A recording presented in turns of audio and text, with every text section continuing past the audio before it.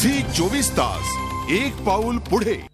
मुंब्र्यामध्ये सध्या कशी स्थिती आहे या बंदमुळे याचा आढावा घेतलाय आमचे प्रतिनिधी कपिल राऊत यांनी।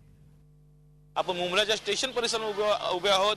नेहमी हा परिसर गजबजलेला असतो, परंतु आज तुम्ही बघू शकता का या परिसरामध्ये जी दुकानं आहेत ती दुकानं सर्व बंद आहेत।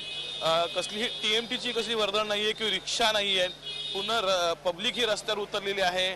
त्यांचं असं म्हणणं आहे ज्या बिल्डिंगी आहेत त्या 10-15 वर्षापूर्वीपासून बनलेल्या आहेत, त्या इनलिगल आहेत। तेव्हा का तोडल्या नाही त्या बिल्डिंगी आणि आता तुम्ही का बिल्डिंग तोडतात असा सवाल त्यांनी उचललेला आहे। ही कारवाईच्या विरोधात हा बंद आहे। आपल्यावर काही नागरिक त्यांच्यावर जाणून घ्या।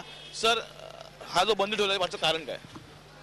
सबसे पहले मैं आपको बता दूं कि मैं सबसे पहले जो है मुंब्रा वासियों का शुक्रगुजार हूं कि ये मुंब्रा के लोगों ने खुद से जो है ये बंद डिक्लेयर किया है, क्योंकि यहाँ पर जो बिल्डिंगें हैं वो सिर्फ मुंब्रा में ही नहीं बल्कि पूरे थाना में जो है 60 to 70% जो है बिल्डिंगें इलीगल है।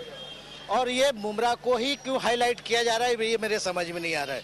मुंब्रा की जो बिल्डिंगें हैं इलीगल अगर बनी है तो इसमें हमारे लोगों का कोई दोष नहीं, प्रशासन का दोष है। 100% ज्या पब्लिकांनी साथ दिली, मी संपूर्ण मुंब्रावासियांना धन्यवाद देतो।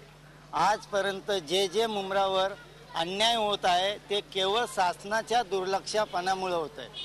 हे जे अनधिकृत बांधकाम आता त्यांचे डोळे उघडले, ज्यावेळी हादसा घडला तर त्यांना संपूर्ण मुंब्रा शहर अनलिगली दिसू राहिला। जी कारवाई करते ते चुकीचं आहे। ह्याच्या निषेधार्थ मुंब्रावासी रस्त्यावर उतरलेले आहेत। 100% प्रतिसाद मिळतोय। आता ह्याकडे पालिका प्रशासन कसं बघतोय ह्याकडे सर्वांचं लक्ष लागून राहिलेलं आहे।